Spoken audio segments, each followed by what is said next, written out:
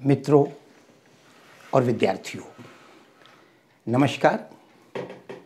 आज मैं बहुत दिनों से बहुत सारे विद्यार्थी राम लक्ष्मण परशुराम संवाद की मांग कर रहे थे, जो उनके पाठ्यक्रम में पाठ्यपुस्तक में निर्धारित है। सीबीएसई पाठ्यक्रम के अंतर्गत कक्षा 10 में ये शीर्षक है। उन तमाम विद्यार्थियों से मैं निवेदन किया था कि इतनी बड़ी कविता है, ये कई वीडियो में बन पाएगी। बात टलती गई। कई दिन पूर्व श्री रूपेश भाटी, शायद नोएडा दिल्ली के आसपास के शिक्षक हैं, उन्होंने निवेदन किया कि विद्यार्थियों कठिनाई को देखते हुए आप इसका वीडियो बनाएं। आज मैं रूपेश भाटी जी के कथनानुसार आज इस वीडियो प्रस्तुत कर रहा हूं। 6 वीडियो बनेंगे। जब भी आप देखें, पहला, दूसरा, तीसरा क्रम से देखें। लीजिए, आज हम इस पर चर्चा करते हैं। नाथ संबुधनु भंजनी हारा, हुई है को एक दास तुम्हारा। आयसु काहा कहिए किन मोही, सुनिरसाए बोले मुनि कोही। सेवक सो जो करे सेवकाई, अरि करनी करे करिए लड़ाई।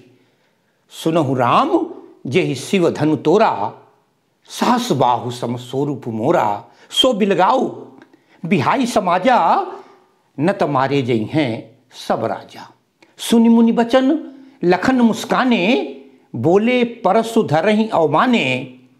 बहुधन ही तोरी लरिकाई, कबहु न असरिस कीन्हि गोसाई। अरे यही धनु पर ममता कही हेतु, सुनि रिसाय कहा भृगकुल केतु। रेनप बालक काल बस, बोलत तोहि न सभार। धनु ही सम त्रिपुरारि धनु, विदित सकल संसार। साथियों, रामचरितमानस गोस्वामी तुलसीदास जी द्वारा रचित विश्व प्रसिद्ध ग्रंथ, जिसको आधार बना करके रामायण धारावाहिक बना, भारत के लिए गौरव की बात है। उसी रामचरितमानस से ये पंक्तियां उद्गत हैं। रामचरितमानस में ये शीर्षक नहीं है राम लक्ष्मण परशुराम संवाद। रामचरितमानस के बाल कांड से ये चौपाई ली गई है। आइए, पहली बात, रामचरितमानस प्रमुख ग्रंथ है, जहां से ली गई। इसकी भाषा अवधी है, ध्यान रखिएगा। विशेष विद्यार्थी अक्सर पूछा जाता है भाषा कौन सी है, और बच्चे गलती में अवधि लिख दिया करते हैं। ध्यान रखिएगा, अवधि नहीं होती, अवधि का अर्थ होता है समय। इसलिए कभी अवधि भाषा न कहें, अवधि भाषा कहें, अवधि भाषा है। अब इसके बाद आता है, एक एक नंबर के प्रश्न कई बनते हैं। इसके व्याख्या के अतिरिक्त भाषा तो हो गई, छंद कौन सा है। ध्यान रखिएगा, ये जो 6-6, 7-7, 8-8 लाइनें बनी हैं, ये सबकी सब चौपाई छंद हैं। चौपाई छंद। चौपाई एक वर्णिक और मात्रिक छंद, 2 प्रकार के होते हैं। चौपाई एक मात्रिक छंद है, जिसमें 16 मात्राएं होती हैं एक चरण में। खैर, इसकी चर्चा बाद में करेंगे, तो आप आज इसी में बीत जाएगा टाइम। अवधि भाषा, चौपाई छंद। प्रसंग यह है, जनक जी ने प्रतिज्ञा की। उनके पास एक धनुष था भगवान शंकर का, जो परशुराम जी ने उनको सौंपा था। और वो धनुष इतना विशाल था, कहा जाता है उस धनुष को कोई उठा अपनी जगह से हिला नहीं पाया था। एक दिन सीता जी, जनक की पुत्री, किसी कारणवश उस कमरे में गईं। शायद कुछ सफाई कर रही थी। राजकुमारी होकर भी उस कमरे की सफाई करते करते उन्होंने धनुष को वहां से एक हाथ से उठा लिया और सफाई कर दी। अचानक जनक जी वहां आए और देख के दंग रह गए कि जिस धनुष को आज तक कोई हिला नहीं पाया, सीता ने उसे उठा लिया। और उसी समय उन्होंने एक प्रतिज्ञा कर दी कि जो इस धनुष की प्रत्यंचा को खींच देगा, डोरी को खींच देगा, धनुष तोड़ने की प्रतिज्ञा नहीं थी, प्रत्यंचा को खींच देगा, हम सीता का विवाह उसी के साथ कर देंगे। उस युग में स्वयंवर की प्रथा थी। स्वयंवर को चयन करने की 2 प्रकार का होता था, कोई प्रतिज्ञा अथवा कन्या के हाथ में जयमाल दे दी जाती थी और वो पूरे समाज में जितनी भीड़ होती थी, समारोह में घूमती थी, उसको जो पसंद आ जाता था उसके गले में वो वरमाला डाल दिया करती थी। क्या था, धनुष को सुनकर के बहुत लोग आए, असंख्य राजा आए। जनक जी ने सबको निमंत्रित किया। विश्वामित्र जी के साथ राम और लक्ष्मण भी जो वन में थे, बचपन में लिवाल आए थे विश्वामित्र जी अपने यज्ञ की रक्षा करने के लिए, वो भी आए। सब रावण तक धनुष को नहीं छू सका और तमाम लोग भूप साहस 10 एक ही 12 10,000 राजा एक बार में लग गए, धनुष को हिला नहीं पाए। लक्ष्मण क्रोधित भी हुए। बाद में विश्वामित्र ने आज्ञा दी, हे राम तुम धनुष का भंग न करो। राम उठते हैं, धनुष तोड़ देते हैं, बहुत लंबी कथा हो जाएगी। धनुष की इतनी तेज आवाज होती है कि पूरा ब्रह्मांड हिल जाता है। महेंद्राचल पर्वत पर बैठे हुए परशुराम जी की प्रतिज्ञा भंग हो जाती है, साधना भंग हो जाती है और ये विसराल विकराल आवाज कहां से आई वो ध्यान रखते हैं, ध्यान धरकर देखते हैं, उन्हें पता लगता है कि मिथिला में आई है जहां शिव का धनुष टूट चुका है। जो परशुराम अपने क्रोध को शांत करके उपासना में तल्लीन थे, वो अपना फरसा उठा करके मिथिला आ जाते हैं। विवाह का समारोह था, धनुष टूट चुका था, प्रसन्नता मनाई जा रही थी, विवाह की तैयारियां चल रही थी। अचानक परशुराम जी का आगमन देखकर सब परेशान हो जाते हैं, क्योंकि परशुराम का मतलब उपद्रव, परशुराम का मतलब उथल पुथल, परशुराम का मतलब असंख्य लोगों की हत्याएं। अन्याय का शोषण नहीं होने देंगे, अन्याय के साथ अन्याय बर्दाश्त नहीं करेंगे। कितना भी बहादुर हो, परशुराम जी का टिक नहीं पाता था। परशुराम जी परेशान थे। तब तक उन जनक जी मिलते हैं आकर के। जनक जी सीता जी को आशीर्वाद दिलाते हैं, बताया नहीं पहले। राम लक्ष्मण मिलते हैं विश्वामित्र के साथ। तब तक परशुराम जी की निगाह जाती उस जगह पर जहां धनुष टूटा पड़ा हुआ था। धनुष देखकर प्रश्न करते हैं जनक से, कहु जड़ जनक धनुष कै तोड़ा। हे जनक बताओ धनुष किसने तोड़ा है। किसी की हिम्मत नहीं थी बताने की। भगवान राम स्वयं उठते हैं और क्या कहते हैं, आपके लिए केवल प्रसंग इतना है। धनुष टूटने के बाद परशुराम जी के जब प्रश्न करते हैं आकर धनुष किसने तोड़ा, तो भगवान राम उत्तर देते हैं, क्योंकि भगवान राम, लक्ष्मण और परशुराम इन 3 का संवाद है। संवाद का मतलब होता है वार्तालाप, प्रश्नोत्तरी, आपस में एक दूसरे से डायलॉग बाजी या आपस में एक दूसरे से बातचीत का ढंग। ध्यान दें आप, भगवान राम क्या कहते हैं, नाथ संबुधनु भंजनिहारा। उनका प्रश्न था, कहु जड़ जनक धनुष कै तोड़ा। हे जड़ बुद्ध जनक धनुष किसने तोड़ा है मुझे बताओ। राम कहते हैं नाथ, हे नाथ। ये नाथ शब्द किसके लिए प्रयोग किया, परशुराम जी के लिए। नाथ शंभुधनु, शंकर जी का धनुष। साथियों ध्यान रखिएगा, ये जो शंभु लिखा है ये अवधी भाषा में है सा। आप जब प्रयोग करेंगे शंभु तो इस प्रकार लिखेंगे। ध्यान रखें, अक्सर बच्चे गलती कर देते हैं। ये अवधी भाषा है, इसलिए नाथ शंभुधनु। हे नाथ, भगवान राम बड़ी विनम्रता के साथ हाथ जोड़ कहते हैं, नाथ शंभुधनि भंजनिहारा। भंजनि, भंजन कहते तोड़ने को, भंजनिहारा तोड़ने वाला। हे प्रभु, हे नाथ, भगवान शंकर के धनुष को तोड़ने वाला होई है क्यों एक दास तुम्हारा। तुम्हारा कोई एक दास होगा, होई है। वो सामान्य आदमी नहीं तोड़ सकता, आपका कोई दास है। भगवान खुद बता नहीं रहे, कोई है क्यों एक दास तुम्हारा, वो आपका ही दास है, वो कोई आपका दास होगा।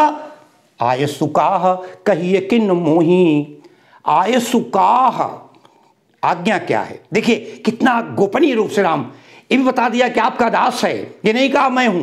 फिर अगली पंक्ति में अगर ध्यान दिया देखा जाए, बोले आयसुकाह, क्या आज्ञा है। आयसु आज्ञा, काह क्या, क्या आज्ञा है मेरे लिए। कहिए किन मोही, कहिए क्यों नहीं कहते हैं, किन क्यों नहीं, मोही अरे मुझे कहिए क्या आज्ञा देना चाहते हैं। धनुष तोड़ने वाला आपका दास है। आयसुकाह कहिए किन मोही। अरे ये वाक्य सुनते ही परशुराम की आग लग गई। सुनिरिसाय बोले मुनि को ही। सुनिरिसाय, सुन करके गुस्सा हो करके, सुनिरिसाय बोले। कौन बोले? मुनि। यहां मुनि कौन है? परशुराम जी। बोले मुनि कोही माने क्रोध में आकर के, क्रोध में भरकर, गुस्सा में भरकर बोले। क्या बोले हैं? सेवक सो, भगवान ने कहा था खोइए केवक दास तुम्हारा, वो आपका दास होगा। राम की बात सुनकर के गुस्सा आ गया, बोला मेरा दास? अरे सेवक सो जो करे सेवकाई। हे राम, सेवक तो उसे कहते हैं, सेवक सो, सेवक तो वो है जो करे सेवकाई, जो सेवा का काम करता है, जो पंथ को आगे बढ़ाने का काम करता है, जो ऐसे काम करता है जो अपने गुरु को आराम देने का काम करता है, गुरु के सिद्धांतों को आगे बढ़ाने का काम करता है। और ये कैसा सेवक है जो सेवक सो जो करे सेवकाई? अरे वो सेवक मेरा कहां हो सकता जिसने ऐसा घृणित कुत्सित कार्य किया है। बोले अरि करनी करी। अरे उसने तो अरि कहते हैं शत्रु को, उसने तो शत्रु की करनी की है, अर्थात दुश्मन का काम किया है। जो दुश्मन का काम करने वाला है वो हमारा सेवक कैसे हो सकता है? अरे अरि करनी करी। अरि माने दुश्मन, करनी माने कर्म। दुश्मन का काम किया है, किया है, इसलिए करिए लड़ाई। और लड़ाई करना चाहता है मुझसे, इसका मतलब करिए लड़ाई करने काम किया है, शत्रुता पाली है। कौन है वो? मैं कैसे मान लूं कि वो हमारा सेवक होगा? अरि करनी करिए लड़ाई। बोले सुनहु राम। अब देखें, आप संबोधित कर रहे हैं। बोले सुनहु राम, हे राम सुनो, जेहि शिवधनु तोरा, जिसने, जेहि माने जिसने शिवधनु तोरा, शंकर जी का धनुष तोड़ा है। मैं बहुत अधिक व्याख्या में नहीं जा रहा हूं क्योंकि कक्षा 10 के विद्यार्थियों की बात है। अगर हम कभी अपने साथियों के लिए लक्ष्मण प्रसंग कहेंगे तो एक चौपाई ही एक घंटे के लिए हो जाया करेगी। सेवक सो जो करे सेवकाई, अवरि करनी करी लड़ाई। अरे सुनहु राम जेहि शिवधनु तोरा, हे राम सुनो, जिसने शंकर जी का धनुष तोड़ा माने तोड़ा है। आप, ये अवधि का शब्द है, आप जब लिखेंगे शंकर का धनुष, शिव का धनुष, तो तोड़ा लिखेंगे। इस बात का ध्यान रखिएगा। सुनहु राम जेहि शिवधनु तोरा। अरे बोले सहस बाहु सम। साथियों, सहस बाहु अवधि में लिखा हुआ है, वास्तविक इसका अर्थ है सहस्र बाहु। सहस्र बाहु, और सहस्र का मतलब होता है हजार, और बाहु माने भुजा। साथियों, बहुत पहले की बात है, राजा कृतवीर्य के पुत्र थे सहस्त्राबाहु। कहा जाता है महिष्मती नगरी के राजा हुआ करते थे, विश्वविख्यात राजा थे। इस धरती में उनके मुकाबले कोई बलवान नहीं था सहस्त्राबाहु के समान। सहस्त्राबाहु ने सबको, यहां तक कहा जाता है कि रावण तक को पराजित कर दिया था। चारों तरफ उनका यश प्रताप फैला हुआ था सहस्त्राबाहु का। यहां तक रावण को अपने बंदी खाने में डाल दिया था महिष्मती। अब देखें, अचानक एक बार सहस्त्राबाहु शिकार खेलते हुए पहुंच जाते हैं परशुराम जी के पिताजी जमदग्नि के आश्रम में। आश्रम में कामधेनु थी गाय, बड़ी उनको सुंदर लगी। सहस्त्राबाहु को, राजा को सुंदर लग जाए कोई चीज। जब उस गाय को लेने लगे तो ऋषि जमदग्नि ने विरोध किया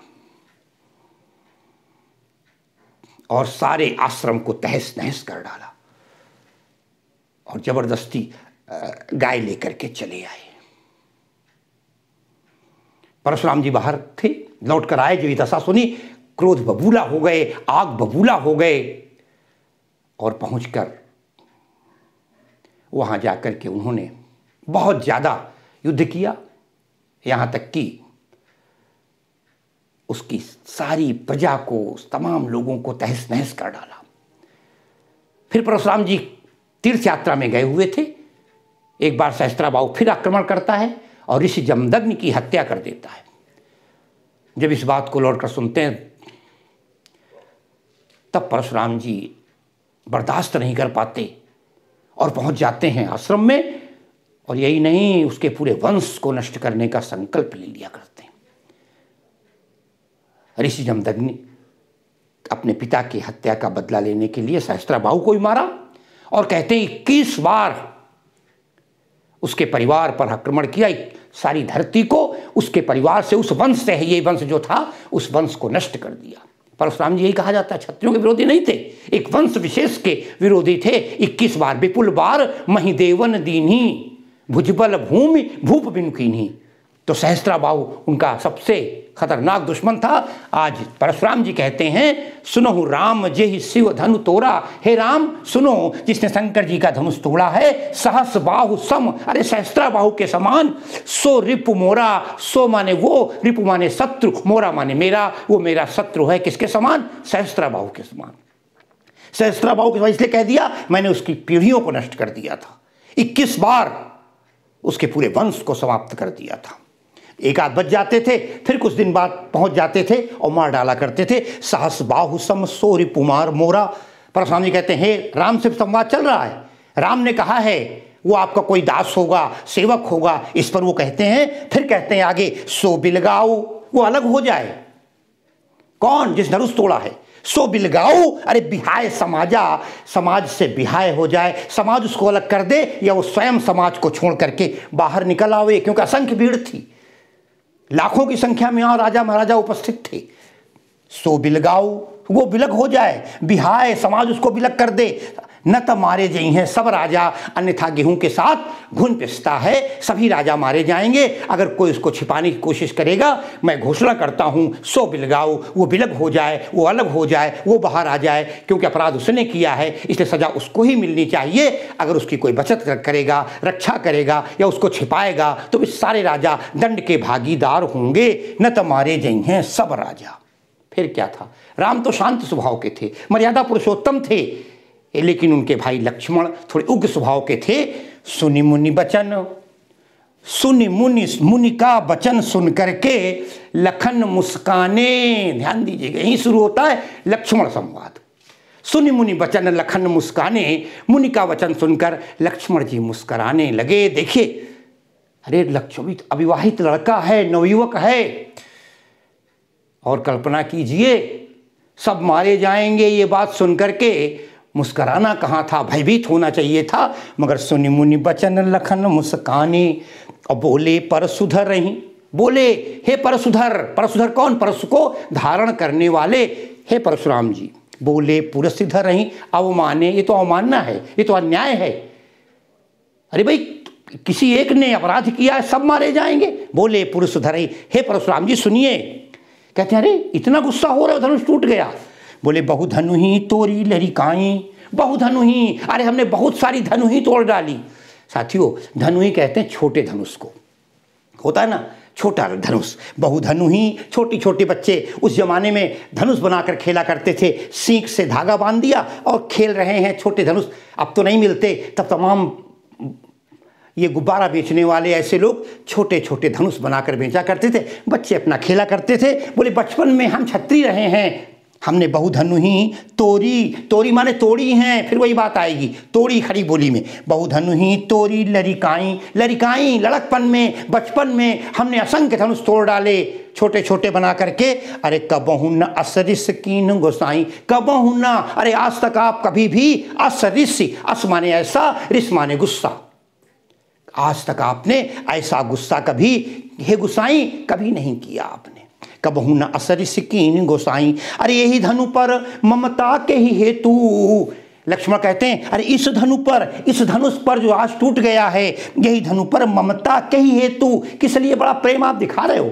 इस धनु में क्या प्रेम है? अरे हमारी निगाह में तो यही धनु ही पर ममता के ही हेतु। किस कारण से आपका बड़ा लगाव है, किस कारण से अगर बड़ा प्रेम है कि तुम सारे राजाओं को मारने के लिए तत्पर हैं, इतनी लाल पीले हो रहे हो, इतना क्रोध दिखा रहे हो, बहुएं चढ़ा रहे हो, और वीरस्व वेश धारण कर रखा है, यही धनु पर ममता के ही हेतु। जब ऐसा कहा, तुलना कर दी उस लड़काईपन में, बचपन में तोड़े जाने वाले धनुष से और इस धनुष से। बोले सुनि रिसाए, ऐसा सुन करके रिसाए, गुस्सा हो गए, रिस में आ गए।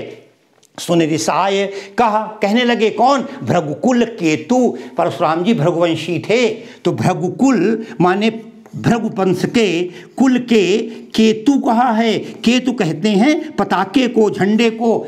जिस प्रकार पहले राजाओं के दरबार में, राजाओं की युद्ध में, सेना में आगे झंडा होता था, सबका अपना अपना, झंडा ही पहचान दिया करता था। जिस प्रकार हम कहते हैं कुल का रोशन करेगा, उनका झंडा होता था। तो भृगुकुल केतु, भृगुवंश के शिरोमणि, भृगुवंश की पताका, भृगुवंश के झंडे के समान लहलहाने वाले हे परशुराम जी सुनिए। तब गुस्से कहने लगे, सुन, बड़ी गुस्सा होकर के परशुराम जी बोले, सुन रिसाए, गुस्सा होकर बोले। क्या बोले साथियों? अगला छंद अब चौपाई नहीं है, ध्यान रखिएगा।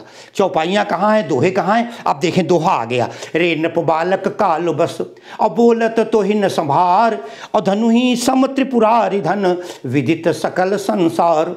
रे नप बालक काल बस, ये परशुराम जी का।